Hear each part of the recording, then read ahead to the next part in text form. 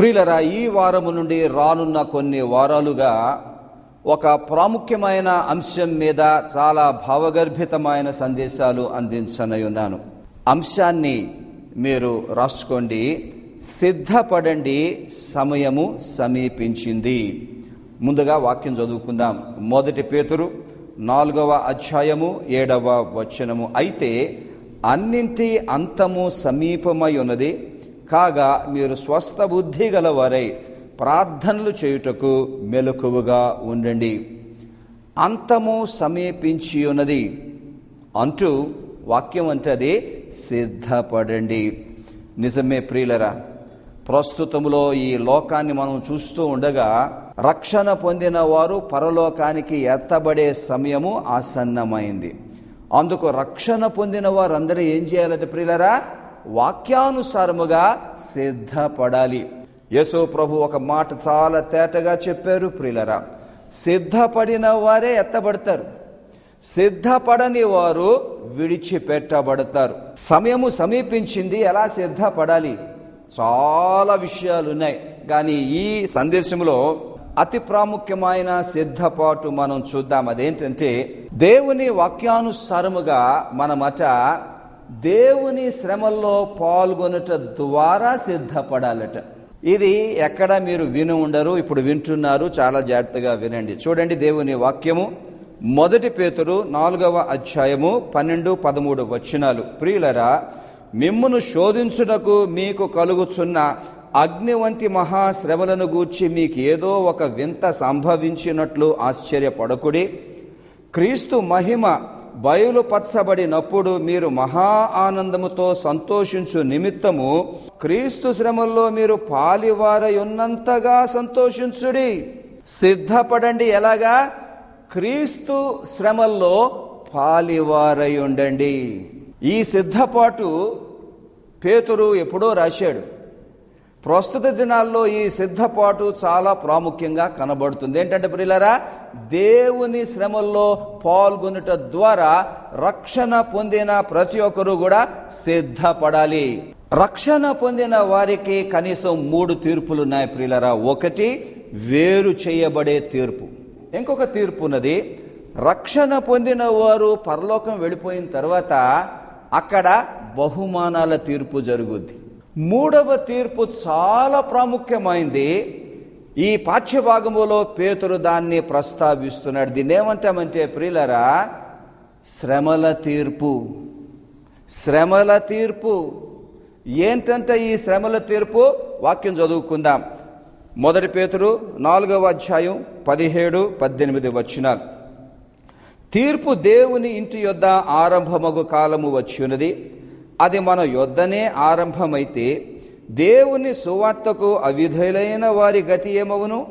మరియు నీతిమంతుడే రక్షింపబడుట దుర్లభమైతే భక్తిహీనుడును పాపియు ఎక్కడ నిలుతురు? ఇక్కడ మాటలు గమనించండి.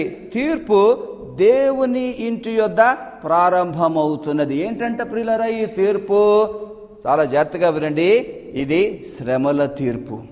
ఏంటంటే ఇది రక్షణ పొందిన వ్యక్తి జీవితాల్లోనికి శ్రమలు వచ్చినప్పుడు వారు ఆ శ్రమల్లో చివరి వరకు గట్టిగా నిలిచి ఏమాత్రము యేసుకు దూరం అవ్వకుండా, వారి జీవితాల్లో నుండి యేసు ప్రభువుని ఎప్పుడూ విసర్జించకుండా చివరి వరకు నమ్మకముగా ఉంటే ఈ శ్రమల తీర్పులో వారు నెగ్గిన వారు అవుతారు, ఎత్తబడే సంఘములో ఉంటారు.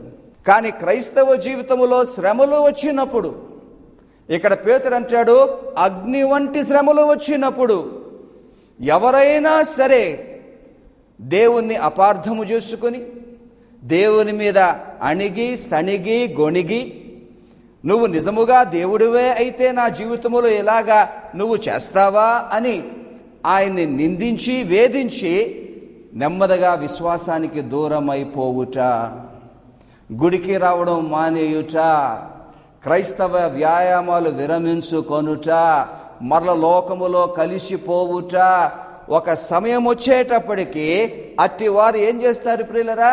యేసు నీకు నాకు ఇంకా సంబంధం లేదు, నువ్వు నాకు వద్దు అని ఎప్పుడైతే వారు యేసు క్రీస్తును విసర్జిస్తారో ఈ శ్రమల తీర్పులో వారు అపజయ పాలవుతారు. అపజయ పాలవుతే ఏమవుద్ది? అకస్మాత్తుగా యేసు ప్రభు ప్రత్యక్షమైనప్పుడు వారు యేసును విసర్జించి కలిగిన వారు కారు గనుక వారు రక్షణ పొందిన దాన్ని పోగొట్టుకున్న వారు అవుతారు. ఎత్తబడే సంఘములో ఉండరు. చివరి వరకు ఎన్ని అగ్ని వంటి శ్రమలు వచ్చినా చివరి వరకు యేసు ప్రభువును అంటుకొని ఉండాలి, హత్తుకొని ఉండాలి, మన జీవితాల్లో ఆయన్ని కలిగి ఉండాలి.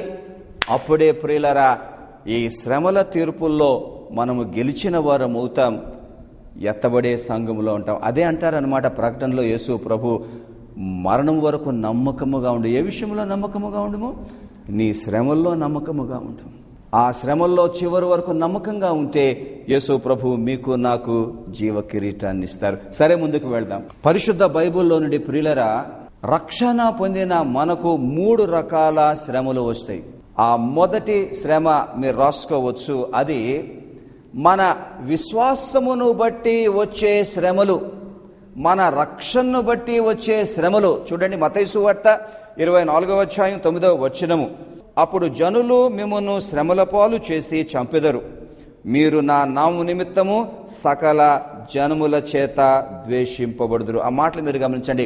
నా నామము నిమిత్తం, నా యందు మీకున్న విశ్వాసము నిమిత్తం, నేను మీకు ఇచ్చిన రక్షణ నిమిత్తం ఈ లోకములో మీరు భయంకరమైన శ్రమలు ఎదుర్కొనవలసి వస్తుంది. నన్ను గూర్చి అందుకే అంటారు, క్రీస్తు శ్రమల్లో పాలువారై ఉండండి. ప్రస్తుత దినాల్లో మన దేశములో విదేశాల్లో ఎక్కడ చూసినా రక్షణ పొందిన వారు వారి విశ్వాసమును బట్టి రకరకాల శ్రమలకు, కష్టాలకు, ఇబ్బందులకు గురి అవుతూ ఉన్నారు. మరికొన్ని దేశాలు మనం చూస్తే క్రైస్తవులను నిలబెట్టి మీరు క్రీస్తును విసర్జిస్తే బ్రతికిపోతారు, లేకపోతే కాల్చి చంపేస్తాము అంటూ చెప్పినప్పుడు అక్కడి విశ్వాసులు క్రీస్తును విసర్జించలేదు. తుపాకులతో తలల మీద పేల్చి చంపేస్తున్నారు. ప్రియులారా, క్రీస్తును బట్టి, విశ్వాసాన్ని బట్టి శ్రమలు ప్రారంభమైపోయాయి. అంతేకాదు, మనం ప్రస్తుత దినాల్లో మనం చూస్తూ ఉన్నాం, యేసు ప్రభువును నమ్ముకున్నాము గనక, దేవుని బిడ్డలమయ్యాము గనక ఉద్యోగాల్లో రావాల్సిన ప్రమోషన్స్ రావడం లేదు. మన విశ్వాసాన్ని బట్టి మన పిల్లలకు, యవనస్తులకు కాలేజీలలో రావాల్సిన అడ్మిషన్స్ రావడం లేదు. కొన్ని స్థలాల్లో ఇళ్ళు రెంట్కు తీసుకుందామంటే ఇవ్వడము లేదు. మరి కుటుంబంలో ఒకరు రక్షణ పొందినప్పుడు తక్కిన కుటుంబీకులందరూ రక్షణ లేని స్థితిలో ఆ రక్షణ పొందిన బిడ్డను ఎంత హింసిస్తూ ఉన్నారు, ఎంత కించుపరుస్తూ ఉన్నారు. అంతేకాకుండా ప్రియ సోదరి సోదరుడ, మన విశ్వాసాన్ని బట్టి సైతాన్ ఎప్పుడూ శోధిస్తూనే ఉంటాడు. ఇవన్నీ ఎందుకట? మనల్ని క్రీస్తు నందలి విశ్వాసము నుండి తొలగించడానికి. ఏంటంట? యేసు ప్రభువుని నువ్వు నమ్ముకున్నావు, మరి నమ్ముకుంటే నీకు ఎందుకంత ఎన్ని కష్టాలు? యేసు ప్రభువును బట్టే కదా, యేసు ప్రభువును వదిలేస్తే నువ్వు బ్రతికిపోతావు కదా అన్న శోధన. ప్రస్తుత దినాల్లో నేను చూశాను, చాలా మంది వారి విశ్వాసానికి వస్తున్న శ్రమల ద్వారా తట్టుకోలేక యేసు ప్రభువును వదిలేసి విశ్వాస భ్రష్టులైపోయి రక్షణ పోగొట్టుకున్న వారు చాలా మంది ఉన్నారు. ఏం చేద్దాం ప్రియులరా? ఎవరైనాను సరే, ఈ లోకములో మన జీవితం తాత్కాలికం. మా అంటే 70, 80, 90 సంవత్సరాలు. కానీ పరలోకం శాశ్వతం.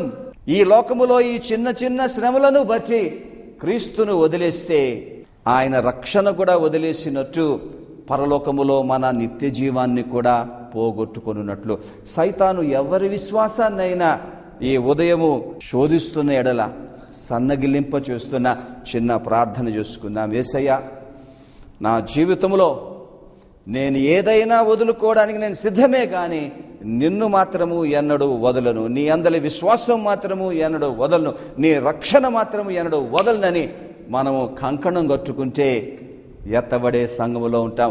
ఆ శ్రమల తీర్పులో నెగ్గిన వారమవుతాం. రక్షణ పొందిన బిడలమైన మనకు మరొక రకమైన శ్రమలు ఉన్నాయి. అదేంటంటే యేసు ప్రభు సేవ చేయుట ద్వారా వచ్చే శ్రమలు. మత్తయి సువార్త 16వ అధ్యాయం 24వ వచనం. అప్పుడు యేసు తన శిష్యులను చూచి, ఎవడైనను నన్ను వెంబడింపగోని ఎడల తన్ను తాను ఉపేక్షించుకొని తన సిలువనెత్తుకొని నన్ను వెంబడింపవలెను. ఇక్కడ సిలువ అంటే యేసు ప్రభు సేవలో మనం ఎదుర్కొనే శ్రమలే గాని మన వ్యక్తిగత శ్రమలు కాదు. యేసు ప్రభు సేవ చేసినప్పుడు ఎన్ని ఆటంకాలు వచ్చినా, ఎన్ని శోధనలు వచ్చినా, ఎన్ని శ్రమలు వచ్చినా, ఎన్ని కష్టాలు వచ్చినా, ఇవన్నీ కూడా క్రీస్తు శ్రమల్లో పాలివారు మగుటకు మనము చేసినట్లయితే ఆ శ్రమల తీర్పులో మనము జయించిన వారమవుతాము, ఎత్తబడే సంఘములో ఉంటాం. మూడవది చాలా ప్రాముఖ్యమైనది ప్రియులారా, అదేంటో తెలుసా? మన వ్యక్తిగత జీవితాల్లో వచ్చిన శ్రమలు. చూడండి, యోబు గ్రంథం 2వ అధ్యాయం 7వ వచనం. కాబట్టి అపవాది యెహోవా సన్నిధి నుండి బయలు వెళ్ళి అరికాలు మొదలుకొని నడినెత్తి వరకు బాధగల కురుపులతో యోబును మొత్తెను. నాటి నుంచి నేటి వరకు కూడా క్రైస్తవ జీవితంలో వ్యక్తిగతంగా, కుటుంబాల్లో ఎన్నో అగ్ని వంటి శ్రమలను ఎదుర్కొంటూనే ఉన్నాం ప్రియులారా. చూడండి, ప్రస్తుత దినాల్లో ఈనాడు క్రైస్తవ సంఘములో, క్రైస్తవ కుటుంబాల్లో భయంకరమైన అనారోగ్యాలు వస్తున్నాయి, భయంకరమైన నష్టాలు వస్తున్నాయి, ధనం పోతుంది, వస్తువులు పోతున్నాయి, బాంధవ్యాలు తెగిపోతున్నాయి, పిల్లల ద్వారా భయంకరమైన కష్టాలు, శోధనలు, ఇబ్బందులు వస్తూ ఉన్నాయి, కుటుంబాల్లో భయంకరమైన ఆర్థిక ఇబ్బందులు వస్తూ ఉన్నాయి, రకరకాలుగా శ్రమలు వస్తున్నాయి.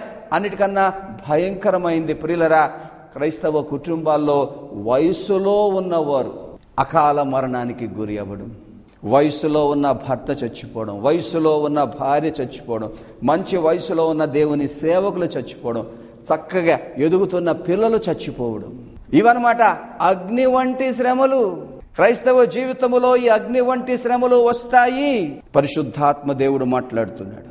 ప్రియ బిడ్డ, ప్రస్తుత దినాల్లో నువ్వు ఎలాంటి అగ్ని వంటి శ్రమల్లో నీవు పాల్గొంటూ గురి అయినా వెళుతూ ఉన్నా, వాక్యానుసారముగా మనవి ఏంటంటే, ఎన్నడూ కూడా యేసు ప్రభువును సందేహించకు, ఎన్నడూ కూడా ఆయన మీద గొణక్కు, ఎన్నడూ కూడా ఆయన మీద అలక్కు, ఎన్నడూ కూడా ఆయన విశ్వాసమందు సన్నగిల్లిపోవద్దు, ఎన్నడూ కూడా క్రీస్తు సంఘానికి దూరం అవ్వద్దు, వాక్యానికి దూరం అవ్వద్దు, ప్రార్థనకు దూరం అవ్వద్దు, చివరికి క్రీస్తుకే దూరం అవ్వద్దు. ఎందుకంటే సైతాను చూసి చూసి చూసి చూసి ఒకనాడు నీలో నుండి యేసయ్యనే ఎత్తుకుపోతాడు, నువ్వు క్రీస్తుని విసర్జించేస్తావు. అట్టి పరిస్థితిలో ఉన్నప్పుడు యేసు ప్రభు వస్తే ఎత్తబడే సంఘములో ఉండం ప్రియులారా. అదే అంటాడనమాట ఇక్కడ పేతురు. తీర్పు దేవుని ఇంటి వద్ద ప్రారంభమవుతున్నది.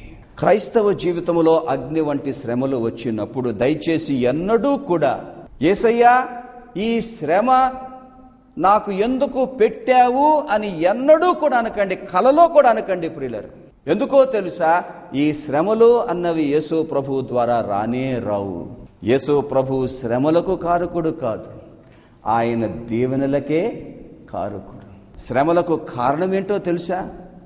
పడిపోయిన ప్రపంచములో జీవిస్తున్నాము గనక శ్రమలు వస్తాయి. ఇతరులు చేసే తప్పుల ద్వారా శ్రమలు వస్తాయి, మనం చేసుకునే తప్పుల ద్వారా శ్రమలు వస్తాయి. శ్రమలన్నవి రకరకాలుగా వచ్చినప్పుడు యేసయ్యా ఎందుకు ఈ శ్రమలు నాకు పెట్టావని ఆయన్ని అనడం ఎంత సమంజసం ప్రియులరా? పెద్ద పాపం. దయచేసి ఆ మాట ఎన్నడూ అనకండి. అయితే ఇక్కడ ఒక్క మాట మీకు నేను చెప్తున్నాను. యేసయ్య శ్రమలకు కారకుడు కాడు గాని కొన్నిసార్లు శ్రమలను మన జీవితంలో ఆయన అనుమతిస్తాడు. Jesus is not the cause of suffering, but sometimes he allows suffering into our lives. అనుమతించుట శ్రమలకు కారకుడు అవుగుట కాదు. విశ్వాసులు వేసే ప్రశ్న ఏంటంటే, దాదాపు అన్నీ తీసేసేవయ్యా, ఇది కూడా తీసేయచ్చు కదా, ఇదెందుకు అనుమతించావు? మంచి ప్రశ్న ప్రియులారా. ఎందుకయ్యా కొన్ని శ్రమలు నీవు అనుమతిస్తావంటే అందులో ఎక్కడో దేవుని చిత్తం ఉన్నది, ఆ చిత్తములో ఎక్కడో ఒక మేలు ఉన్నది.